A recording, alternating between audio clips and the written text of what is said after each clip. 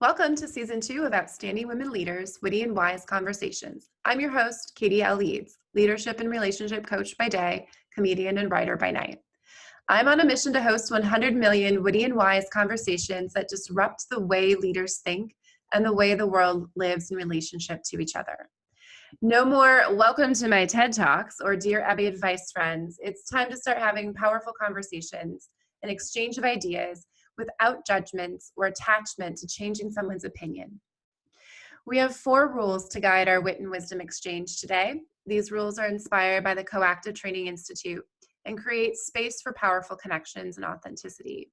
Rule number 1, nobody gets to be wrong. Rule number 2, nobody gets to be right. Rule number 3, everybody gets to be vulnerable. And rule number 4, everything is included. If your child walks in, your phone rings, whatever we say in this conversation, all of it stays in. We do not edit here. This conversation is exactly what it needs to be in this moment in time. We've asked our guests to join us via video to allow us to create authentic connection. Eyes are the window to the soul. You will be seen here. You will be heard. There is space for you. Everything is included. Conversation is meant to be a dance, an ebb and flow, a back and forth exchange of energies, thoughts, and emotions. The wit we bring to this conversation releases an endorphin known as the painkiller. You actually feel better when you laugh, and this is the election week here in America, so we definitely need some laughter in our lives. The wisdom we bring to this conversation will let you decide what's wise and what's not, but some negative information here today will impact you in a powerful way. That is what I've come to know about all the outstanding women leaders I've interviewed on this podcast. But enough about me. A few more things about me. Where you can find me, I'm supposed to tell you all this stuff in this episode. So Outstanding Women Leaders on Instagram or Facebook. You can find us on Apple Podcasts or Podbean. Write us a review. I know you're listening. I see that people are listening. So tell us what you like about it, or tell us what you'd like to see or hear on the podcast. As a reminder, I also have 3 questions I always ask my guests at the end. So stay tuned. You don't want to miss them. If you've heard them, you already know what they are. Now it's really enough about me. Let's welcome our guest today, Kelly Lynn Adams. She is a certified executive leadership, life and mindset transformational coach, speaker, and creator of the Perfectly Imperfect podcast. She is also the founder of the After 5 Club, which has helped hundreds of high performers and overachievers, especially professional and corporate leaders, monitor their stress, manage their mindset, and maximize their time. Kelly Lynn has 13 plus years of success in helping multi-billion-dollar, multinational fashion and retail brands. She's helped so many people I can't get the words out, like Gucci, DKNY, Kenneth Gold, Bed Bath & Beyond. Just to name a few, she strengths and strategies in leadership, recruiting, coaching, corporate finance, HR, organizational design effectiveness, performance engagement, and stress management. She is a results-driven, polished communicator and presenter with robust training and coaching leadership and management skills in order to move individuals and organizations forward in positive and productive ways. I looked her up as a coach. I was really impressed. I had a great conversation with her prior to this. Kelly's great. Her mission here is to help others redefine success, manage their mindsets, and monitor stress in an effective, efficient way. We can't wait to hear her tips on how to manage and monitor stress right now and during a pandemic.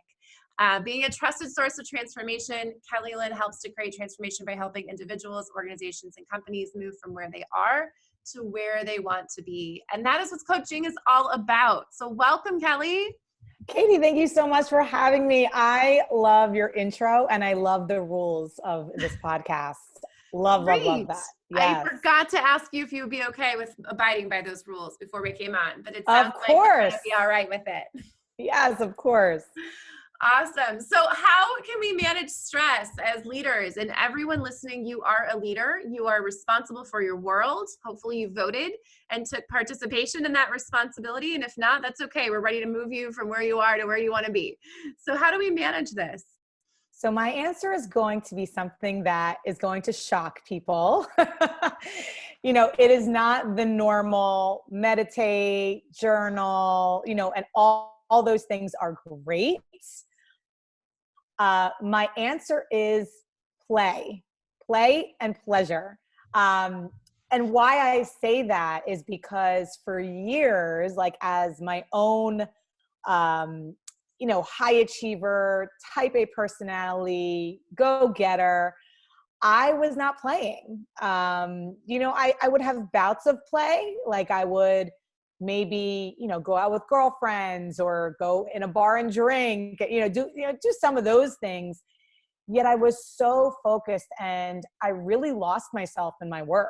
I mean, my worthiness, I always say this, my worthiness to some degree was wrapped up into, how productive I was, what I got accomplished, what I looked like in the eyes of other people, when I was in corporate, reporting to CEOs and CFOs and how that would be, and how they would perceive me. So I really put a lot of things on hold in my life, getting really into, romantic relationships. I've had tons of romantic relationships, but that wasn't the focus. I put kids on hold, having kids on hold. I put a lot of things, my happiness came from how much money I made, to the shoes, what shoes I was wearing, what handbags I was carrying. So I really, and not that any of that is bad. I just want to preface that. However, I was putting all of that in front of and prioritizing it, instead of my happiness, instead of what I felt was my calling, and my desire. And play was kind of like, oh, play second, when I get X, Y, and Z done, when my to-do list is crossed off, then I'll play. It was kind of a reward instead of an integration into my life. I love the way you said that. And I love that you said play and pleasure. I just spent my Halloween weekend, in a erotic blueprint path to passion 3-day workshop. There was a 12-hour day on Saturday. And it was all about pleasure first, which is not what we're taught. Like you're supposed to delay gratification, right? We're even teaching kids this. We're bragging about them passing the marshmallow test as if somehow it's bad to not delay gratification. But there's a pretty substantial part of the population, like 10% of us with ADD and ADHD, that if we reward ourselves with play, like for me, that's comedy and laughter, that's a better reward system for us. Delaying that gratification doesn't actually push us to work harder or better necessarily. Yeah, 100%. And when we play and when we have pleasure in our lives, so I like to talk about like the masculine energy and the feminine energy. It doesn't matter if you're male, female, we have both those energies if you're a male and you're a female. And the masculine energy is we need both, by the way. Let me just be clear. The masculine is the doing, the achieving, you have to get ish done, right? And the feminine is more of the being and receiving and allowing and the fun. And so they have to work together. It's really like the yin and the yang. And think about it. Like, when do people usually get their best ideas? I mean, it's different for everyone, but I know like when I'm in the shower, that's not usually play and pleasure, but it's relaxing the mind. And it's like, oh, I'm taking a shower, I can kind of relax, or if you're, on the beach, like you'll just get this amazing idea. So it also allows the brain to like relax to a certain point. And then it also enables you, when we tap into that feminine energy, it's the flow, it's the receiving, it's the surrendering of just creativity, right? To pop up. And I have landed some of like my biggest kind of career moments when I've been in play. Like, yes, I've been pushing and doing all that and controlling, manipulating.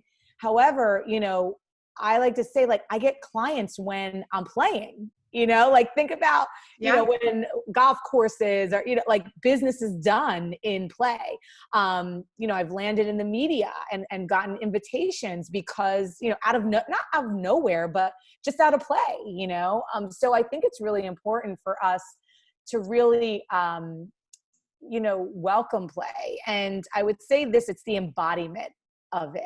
I have a practice that my coach, guides me through, and it's called joy alarms. So I literally set my phone for 3 or 4 alarms throughout the day. And when that alarm goes off, it doesn't matter if I'm on the phone with the client, doesn't matter if I'm driving, I can't really do it, but really like dancing, like just celebrating every time that alarm goes off, so we can actually feel it in our body, whether that's like screaming and yelling or dancing or whatever that is.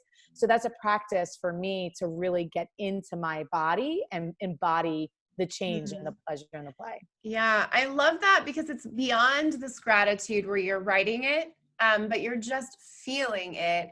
And I think that is that missing ingredient when we talk about gratitude journals. And I'm one of the first people that will tell you about meditation and gratitude journals, but I don't actually physically write a gratitude journal every day, because that's just not how I operate. I'm not a box checker, but I will take the dog to the park and I will let him chase squirrels. Like I will run with him to chase squirrels. I love that. And I know he's not going to catch him, but there's some people who give me some dirty looks, like somehow I'm trying to kill a squirrel. The squirrels are faster, people, okay? They're faster than I can run.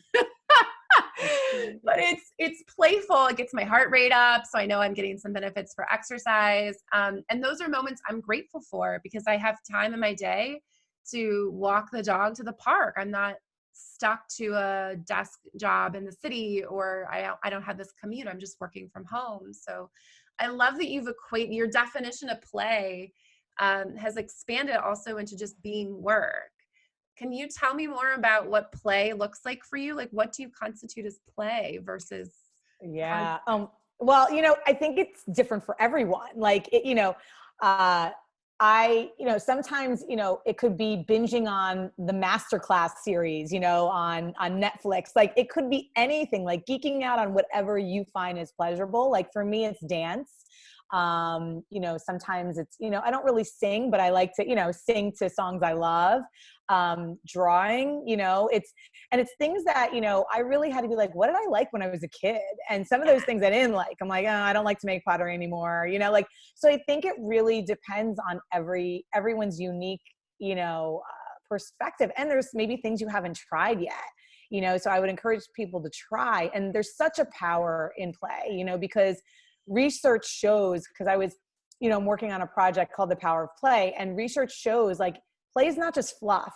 It's actually proven, like there's the neocortex in the brain. I don't know, I'm not a scientist, but there's studies show that 30 minutes of play a day, like changes the way that you do business and changes literally your physical being. So I think it's so important. And you know what, like, so some people play on social media, I know there's that Netflix, social dilemma, where, people can get hooked on the social media aspect of it. And I would just say, listen, if you love social media and that's your fun time, like play, so I think play has a different definition for everyone, and it looks different for everyone, so I would just encourage people, just to play. Cause it's, when I first started out coaching, I was all about like building business and like, getting the goals and the achievements and a lot of the mindset work. And it's like, you can do all of that, right? Our thoughts, our reprogramming, all of that. And there also has to be that embodiment of it, because, when we experience trauma, because we all have trauma, like growing up as little kids, like whatever was said or done to us, we have trauma and it gets stored in our bodies.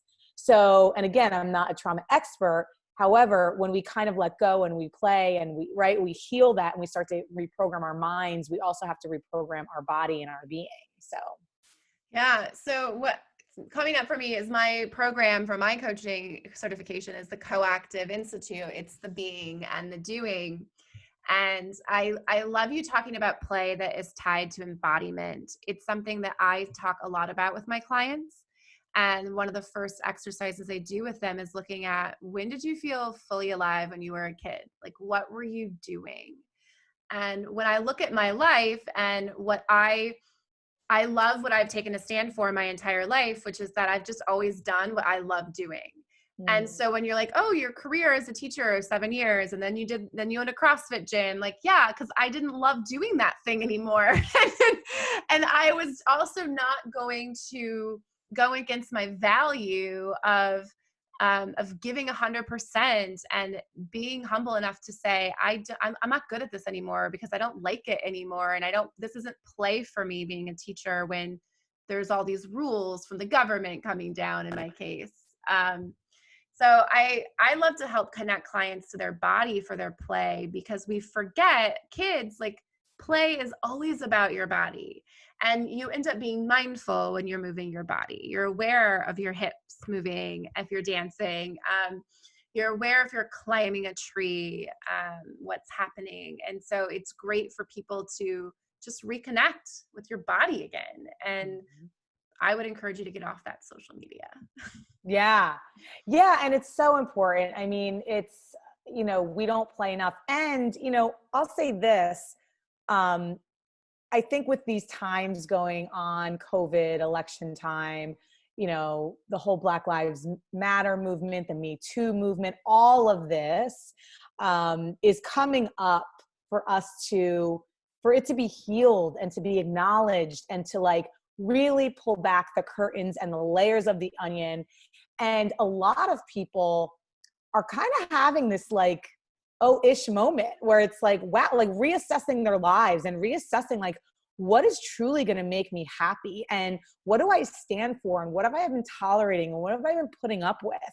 And I think it's a beautiful thing, and it's very uncomfortable for a lot of people, especially, I see a lot of this in like the corporate America people, right? Like the individuals that are, maybe it's like a position that they're not having fun. They're not joy. It's just a paycheck to them. And it's like, wow, all of this that's coming up for everyone, it's making people realize like, what is the true essence of life? And are you happy? Like, who are you? Like, so it's all of these bigger questions, and there could be fear around it too, right? Because a lot of people, maybe they were, they went to school, they kind of in this box life where all they knew was one path. And it's like, wow, how can I shift and transform into something else that I really love or really craving over here? And it doesn't have to be, oh, I just do that on the weekends. It could be like, I do that every day. So I think this is a beautiful moment. It's an uncomfortable moment. Trust me, I've been uncomfortable so much during this year. And this too, in the uncomfortables where transformation occurs, where growth occurs, right? We're always changing, we're always growing. And I think it's such a beautiful moment for us to like awaken. We're getting rattled and shaked for a reason. Yeah, it's interesting because I mean, in my world on the outside, technically, if I were to tell people about like losing my job and COVID and like all the different things that have happened, starting a business, right, 2 months before COVID hit, it would be like, oh man, this has been a really hard time for you. But I already had my own personal pandemic when I got divorced and had to sell the business and start a brand new life over, where nothing was the same. And it's interesting, like knowing people's experiences. I feel like I've really crushed 2020. I haven't allowed 2020 to crush me. And that's such a privilege for me to speak to that in many, many ways. But it's interesting to hear you talking about people looking for like reassessing their life and like, what am I tolerating?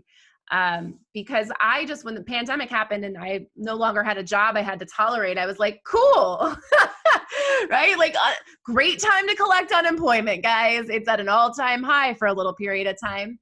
I haven't seen the check yet, but I talked to my assembly person, and I'm hopeful that, although the election's over, I don't know if they need me anymore, but hopefully the state of New Jersey is going to come through. But what do you see people like looking at letting go of the most in your coaching business right now? Yeah, I think it's like shedding the old identity, like of who they are. It's like, who are you? Like it's the identity, because we're so wrapped up in our identity, like, and it's not being afraid to speak up, like, and this is what I've stepped into personally this year because I have a coach, and in my transformation, it's like, you can't take people where you haven't been, right? Or where you're willing to go. And so for me, like, I've been doing this personal development growth work like for years, like over like 14, 15 years now. And there's still like layers of the onion, right? So it's like, stepping into like, where can you step more into your power? Where can you speak your truth authentically? Where can you just say what you want to say with no filters? You know, where can you not care about what other people think? It's a lot of that. It's like coming out and just like being who you are, with unapologetically. And you know what? You're going to piss people off. You know, and this is what I like to say. It's like, people are going to love you. People are going to hate you. And great. Right. And that's where it's like, yes, you want people to love you. You want people to hate you. Like, that's where the rubber meets the road. Like, you're not going to be all things to all people. And I see a lot, like in my clients, especially like this emotional labor where they're doing things for other people, or they're like in their mind, they're like, oh, you know, they're not delegating because they think they have to be, you know, superwoman. You know, maybe they're not doing Amazon Prime and they're still food shopping, or maybe they need to hire a cleaning lady or a nanny, but, you know, they're like, no, I can do it. It's like, no, right? It comes down to like, what am I allowing and tolerating, and what do I need help with? So I think it's really just being like, really stepping in, and the work's never done, right? It's just like you're stepping in deeper and deeper to who you are. It's kind of like the unlearning. It's like we're babies, and we come into this world pure and amazing and beautiful. And then we get programmed, which is great because we need it to live. And, you know, we get programmed from all these messages from teachers, from parents, from friends, from, you know, school, all of that, from social media, you know, the public. And then it's like, we kind of have to unlearn a couple things. And, Yeah. so that's What I love about that, you made that connection. So the brain is developing, right, until you hit 25 to 30. And then you have full access to your prefrontal cortex. And so there actually is some rewiring that has to happen.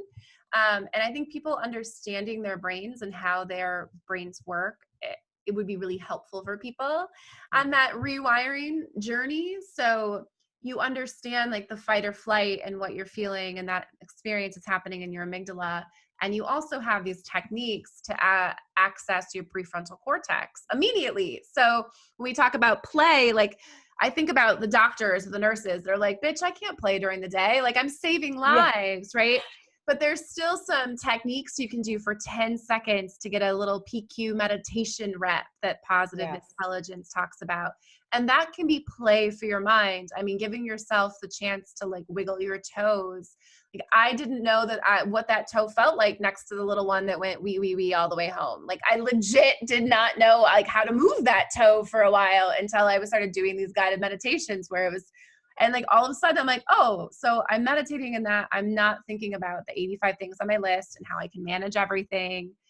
And then when you start to take back control of your thoughts, it can be really powerful when you do that coupled with embodiment and starting to check in. I have my clients check in with their bodies before they say hell yes or hell no, or the middle is just no. And when they say no, it means I'm not going to change my mind today. It means no, but it also means you're going to spend some time with it and just see like where in your body does that feel no, but why doesn't it feel hell no? And why didn't it feel hell yes?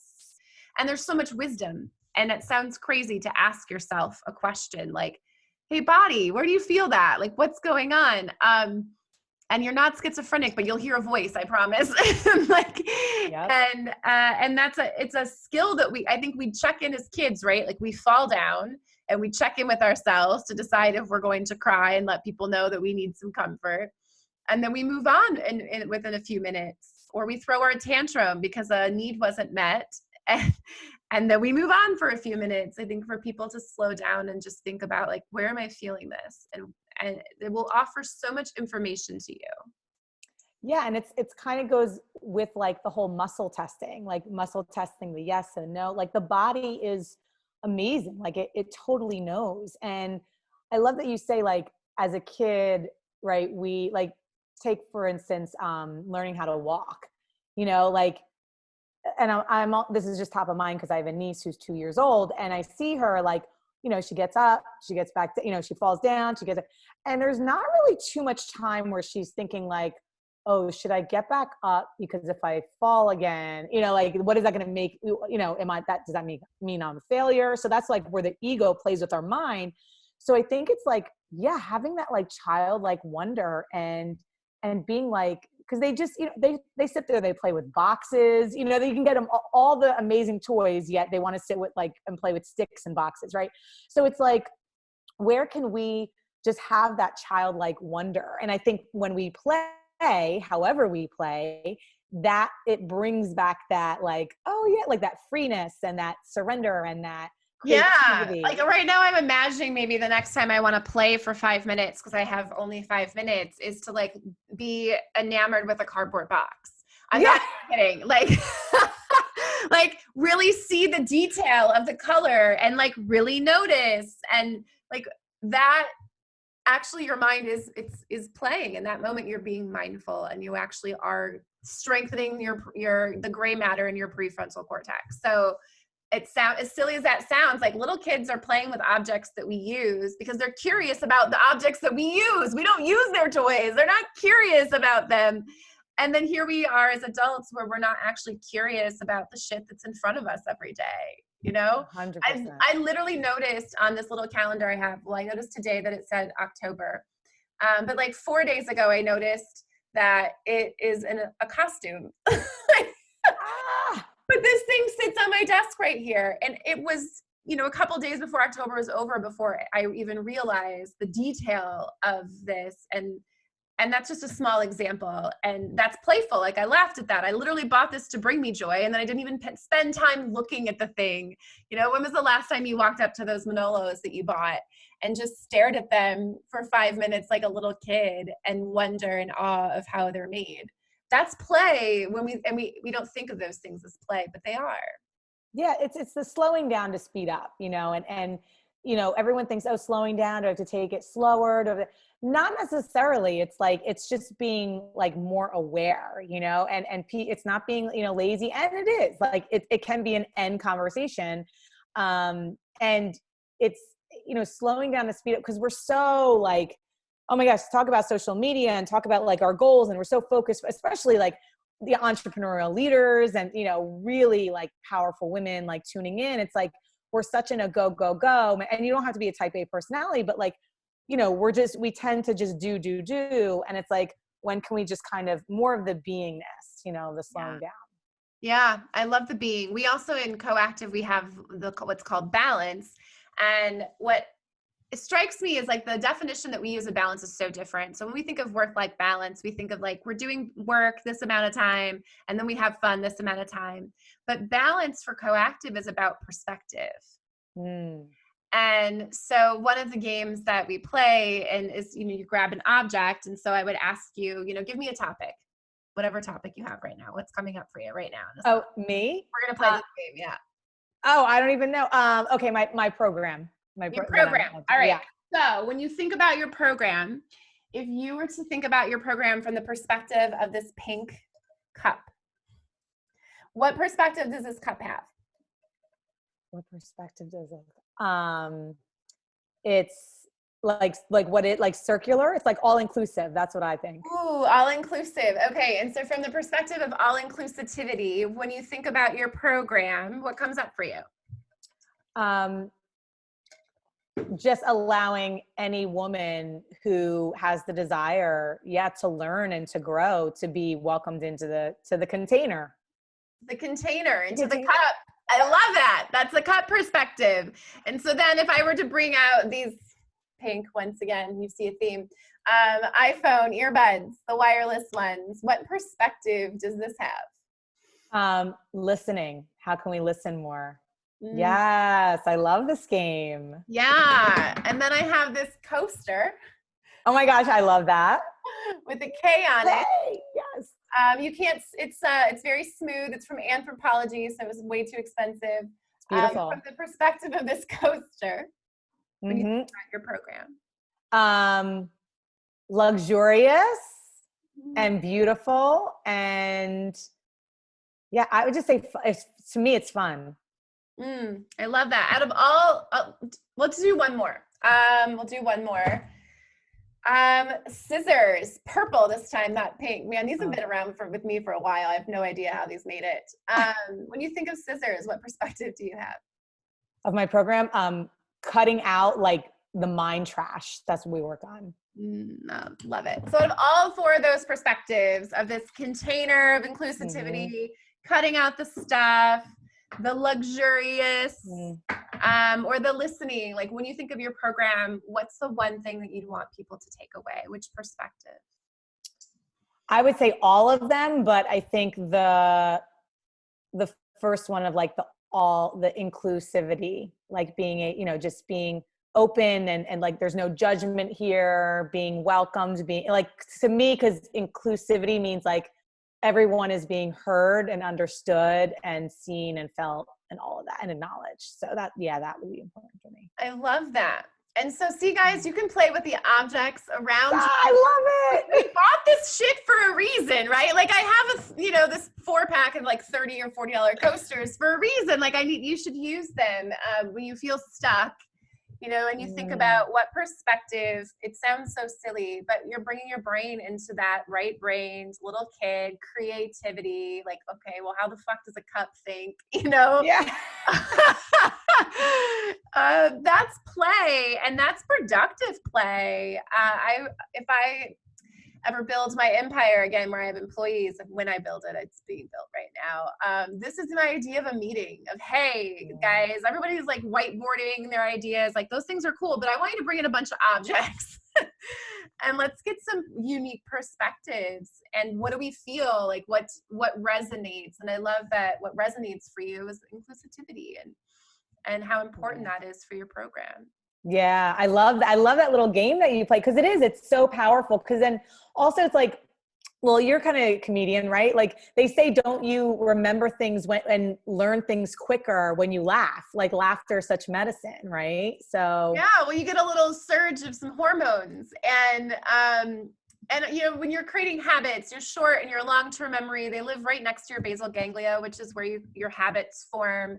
And so in your short-term memory is there too. So if you're connecting a perspective to something funny, it's going to stick with you, right? And that's the hope. That's why I try to bring in the humor, particularly when we're talking about things that are tough. If you want to go through perspective of the election, for some people, there's still like, if we approach it with there's 10% positive here, like sometimes we can't find that positive, and that's where it's fun to play a perspective game and like, well, what would the coaster think?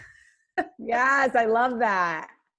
Thank you for playing. Yes. Oh my gosh. Thank you for like embodying it right on the spot. Well, we play some other embodiment games too that you might like. The last one, we have synergies. We're putting all these concepts together, and we did not speak, and we coached each other on a topic. Oh, wow. Yeah. And so what was crazy for me in that moment is I picked the word own it. And my CrossFit gym that I had was Q-Town CrossFit, and I have a shirt, and so it spelled out own it, and we had it in blue letters, and I was wearing the shirt, and I'm like, I want to own like my actual story, not the bullshit story that I wrote for myself, because we write our own stories. People influence our writing, but we write our own stories. It's a choice. But I couldn't speak, so all I could say was own it.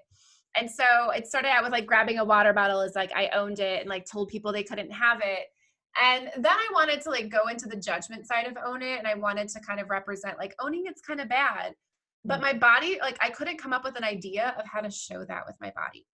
The minute that we stopped the exercise and like sat down, I was like, oh, I could have done this. I had like 8 ideas. And it's interesting, like your body will take your mind where it goes. So like if your body moves this way, your mind is moving this way too. So it was interesting for me to see that perspective of, if I only can sit in joy if my body's only doing a joyful thing. Yes. There's a video that went viral a while back. It's like this little girl, she's a little Asian girl, and she's crying while she's doing this like play. And it's hilarious. She's crying the whole time, but she's still doing the movements. Like she's committed to moving. Oh, that's great. And that's kind of how I felt. It was like, all right, well, if I just, if my body is doing something joyful, can my mind really be sad? Right. It's hard. Like it's hard. Exactly. That's exactly like what I'm doing with the joy alarms. It's like every time that alarm goes off, it's like, and it's so funny because sometimes my mind will be in a not so great place. And I'm like, oh, I got to dance again. And then I'm like, yes, I do. And then like after the minute or two, I'm like, wow, like it shifts. Right. So I love that you're saying like, yeah, the body really like the body can control the mind, control the mind. Yeah. Well, your body will give up, your mind will give up before your body does. So like you kind of have, the mind body does have to work together, and you'll love this erotic blueprint stuff. I'll have to send you a link to see what you are. So it's giving you your love language, but from an erotic persona. And what's interesting, because it aligns so much with all the other neuroscience work I've done with positive intelligence, and there's saboteurs, only this work calls it the shadow. And what's interesting is the energetics, whether you are a full energetic or you have parts of you that are energetic, dancing or moving your body grounds you. And when you get grounded and like back into your body, you're no longer like out here. Yes. Right. And so it would be interesting to see, like, are you an energetic? And that's one of the ways that you can ground yourself is by moving it. And there's different music, right? So if you're a different blueprint, is they have different music that represents your blueprint. I'm a shapeshifter, no surprise. And when I look at my saboteurs, like my saboteurs could be people pleaser or an avoider. And so if you're a shapeshifter, like you can have pleasure from anybody's love language, but that doesn't mean it necessarily fully honors your own. So you can end up people pleasing. So there's a lot of overlap. But talking about pleasure first, I was like, man, this sounds a lot more fun than like thinking about my demons. Like, right. Like it was so much more enjoyable to look at like how I communicate in a way that's not self-serving from a sexual side than it was for me to think about it in the corporate side. But the two would be the exact same, right? It would, and how they create a safe container is this hell yes, hell no, or a no, and feeling it in your body. And you're not allowed to change your no to a yes. And in that moment. And what's interesting about that is because in coaching, like you can feel this like, you know what, no, I will do this thing.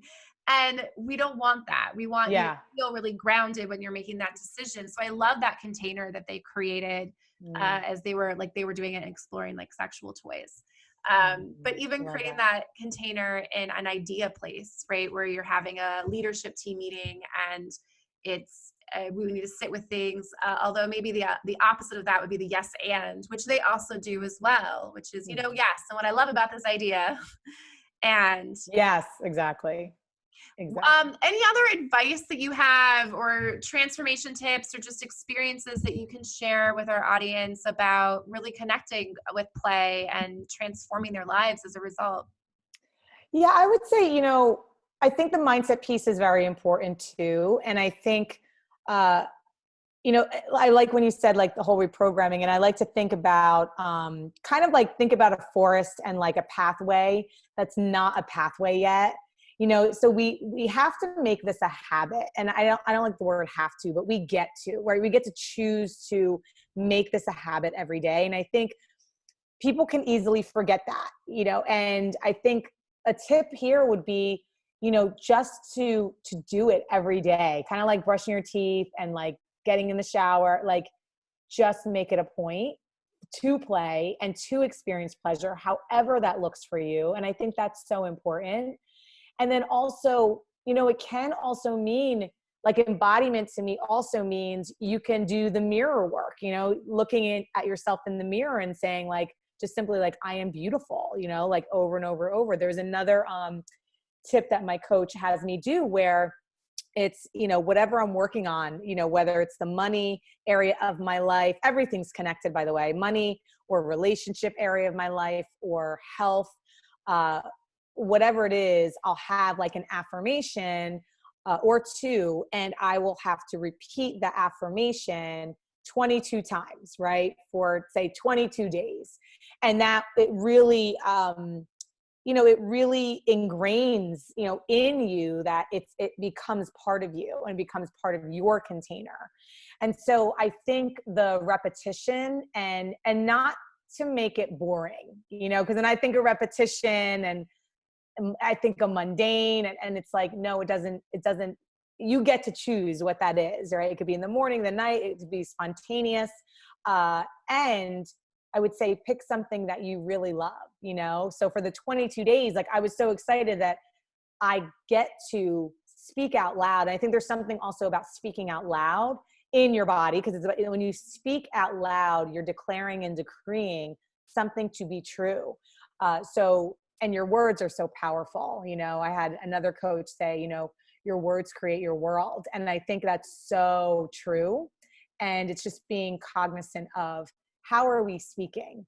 And it's not like, oh, we have to watch every single word that comes out of our mouth, but the subtle shifts that we can make, you know, like, oh, I have to do this. No, you actually get to do this. Like working out. Oh, I have to work out today.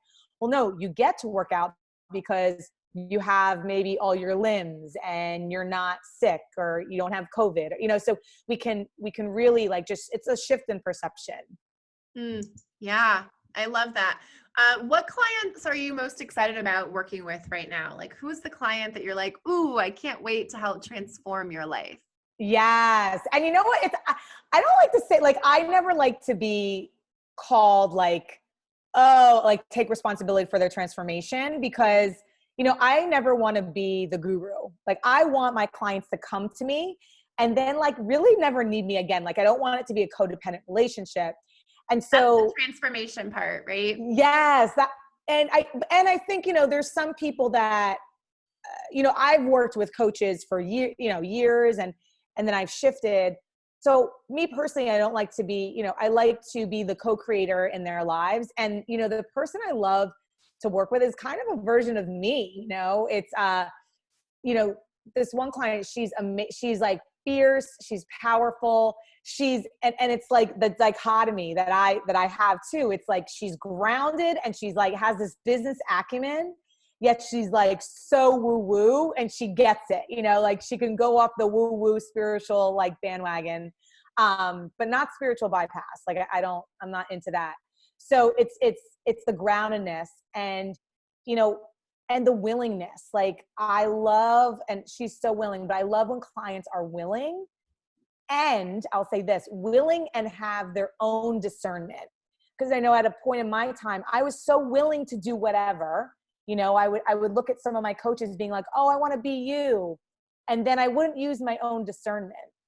So I love when clients, and sometimes that has to be taught, right, and learned, but I love when clients are willing and have their own discernment and they're doing the work, you know? And so, yeah, that's my like ideal client. And she's grounded, she's woo woo, she gets it.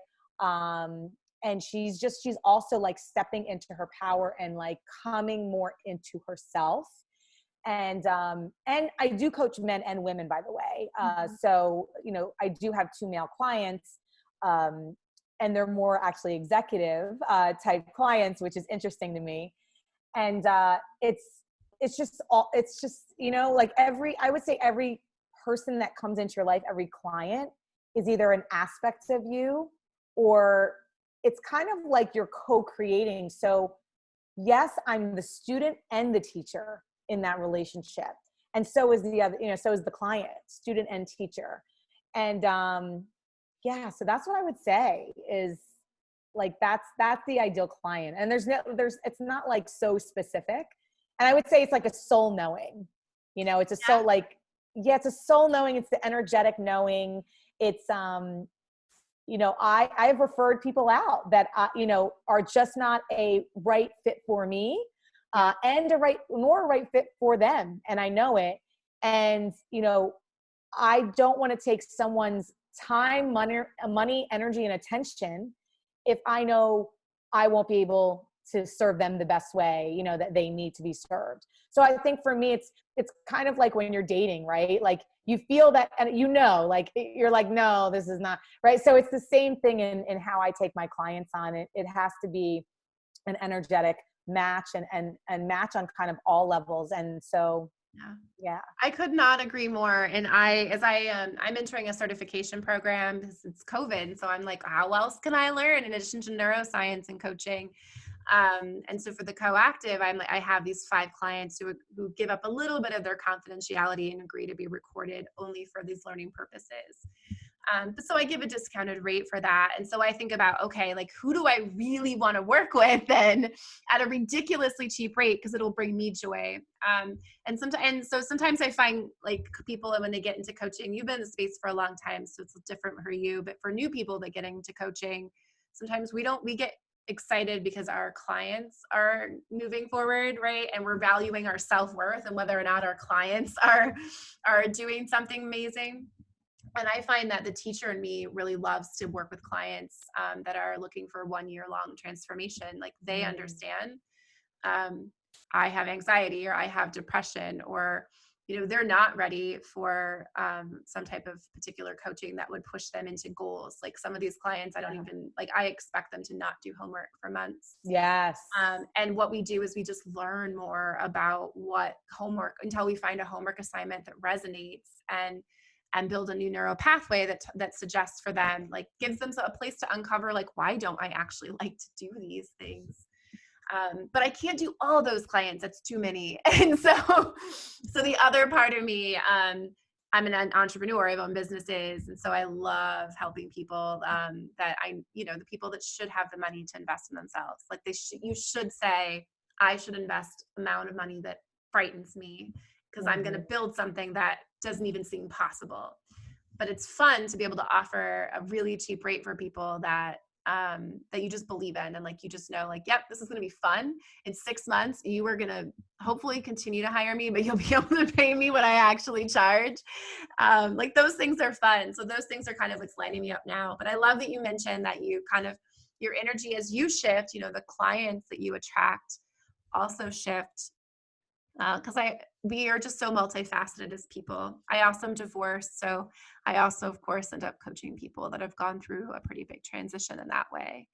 But I find that my diversity of my own experience means I can't have all the clients be like me. Like I need to have diversity for me to be able to, because as coaches, for people listening that are not coaches, like we take a stand for you, and you are with us. Our energy is there for you all the time. And so you like to be really intentional about who you're able to serve. So I love that about all the work that you're doing. It's great to have meet a coach who has a coach. I find that that's also sometimes missing for coaches is you have to practice what you preach. Of course you should have a coach because you know how powerful it is.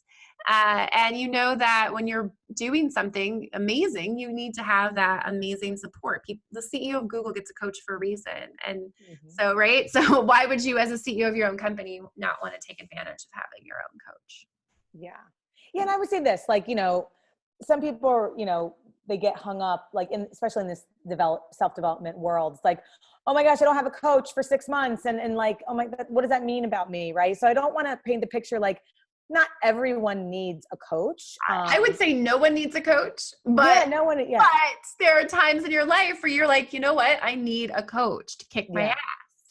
Exactly. Well, it's kind of like think of the Olympians, right? Like think about the actors and actresses. Like a lot of them have coaches, right, to get them to either that next level or to, kind of what you're doing, like these year-long contracts. It's like, like things that are getting in the way and going deeper, right, into their world and into their mind and everything. So it's, no one needs a coach, and they do, right? Like, so it's like kind of like this end situation. Yes, I totally agree. Yeah. And I don't think it's, I wouldn't necessarily say it's a requirement. However, I know just from my own, I can only speak for me and my clients, right? It has been, there's been so much transformational shifts when I do have a coach, and working with my clients, because my whole thing is I become a better coach when I have a coach, and also as I'm serving other people and holding that container with them and learning more about myself and others and all that. So absolutely. For me, coaching also is an opportunity for me to go with what I can't be with, because as a coach, we can only go with our clients wherever we've been ourselves. Which is why I did the Path to Passion, like talking about sex and like coming into that community. I'm like, all right, so the Midwest maiden in me really came out here, guys. But also, I imagine that a lot of the people in my room would feel the same way if they walked into something I was hosting where everybody looked like me. Yeah. I was kind of the outlier in that community, but wow, it was so amazing. I learned so much. I'm going to host a workshop with, she was on the podcast, sex coach Stacy Cedro, and sharing a little bit more about the erotic blueprint, but the neuroscience behind it as well. And the work that they're doing is just like, all right, well, if this is an area, everything is connected.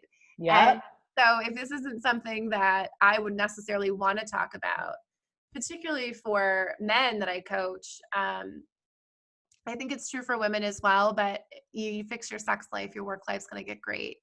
And where you find that you can't communicate your needs in the bedroom, often are going to match the boardroom. They just Yes. great. So I know that my saboteurs or my shadows are avoiders. So I'm like, all right, if this is where I would avoid, then I have to go and do it, and it's going to feel uncomfortable. Yes. But that's where the magic happens. Yes, I love that when you're saying like shine the light on whatever is right. If you feel uncomfortable, that's like your invitation to go in. And what I like to say too is like, pleasure and play bring profit. Like it brings profit, it brings prosperity, it's all connected. And even like from an energetic like chakra, if we're talking about chakras, the chakra that is sex is also money. So it's like sex and money and power. Look at that.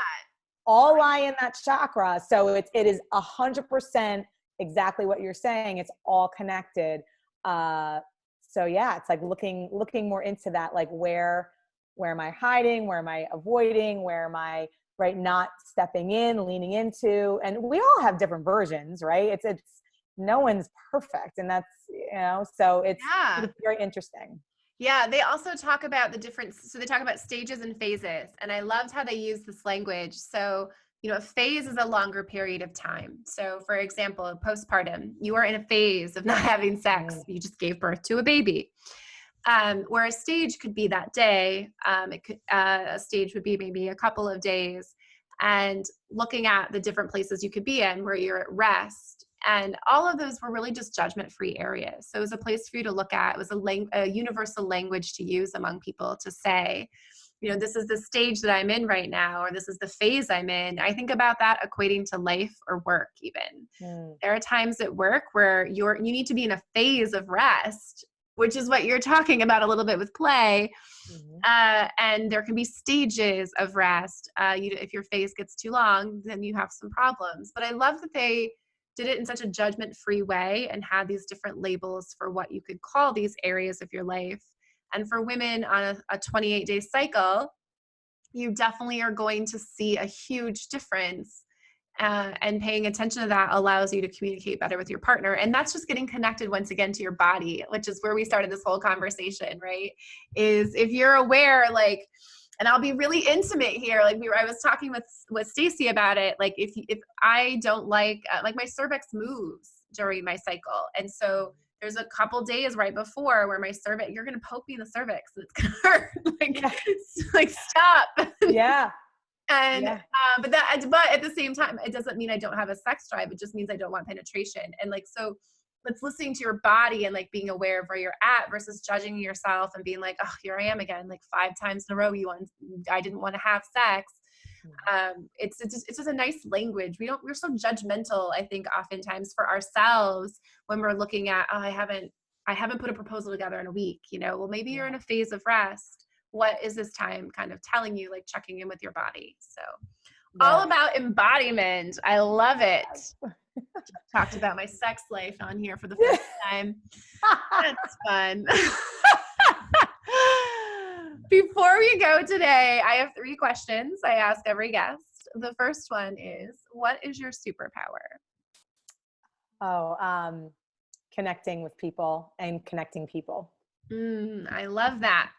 I usually ask people what their purpose is, but I'm changing up my question. So get ready. What are you willing to take a stand for with your clients? Like where you're willing to say the thing that may make them fire you, but you're willing to stand up for it for them. Yeah. I mean, anything that needs to be said. I say like leave nothing unsaid, even if they do hate me. And even if I do, like, I will offend in the name of service. I love that. Mm-hmm. Last question is, what's next for you? I don't know. God has some big plans. You know, I don't know. Actually, I'm very open right now. You know, I am going to be writing a book, so that is something that's next for me. And yeah, I'll just leave it at that. Writing a book. Is what's next for you involve like a single man? Do we need to know anything about that? Oh yeah. So yeah, you know, that could be, yep, a partnership. Yes. Okay. I'm Mm-hmm. also a connector, so I'll keep my ears and eyes open. Yay. Thank you so much. Where can people find you, follow you, and all the fun things? Yeah. So KellyLynnAdams.com. And then that's my handle on all the social media platforms. Great. And when your episode airs live, you can head to my Instagram, my Linktree bio, and her episode will be linked there, as well as her website. So you can find out more information about her. And I will give you the last word. I talk a lot. So I'll give you the last word today. What witty and wise conversation do you want to leave us on? Yeah, you know, I would just say, you know, if something is pulling at your heart and it's on your mind, it's kind of like if you see something that you want to buy and you don't buy it and you're like, I have to buy it within like 24 or 48 hours later, like that type of, you know, wanting, I would say like do it. And we all have that thing. And even if you don't know what it is yet, just be open to being curious and playful, and just know that like whatever is sitting on your heart and in your head, like you are meant to do it. Even if there's a million people doing the same thing, like no one can do it the way you do it. So thank you so much. This was so much fun. Thank you for stopping by today. thank you so much for having me.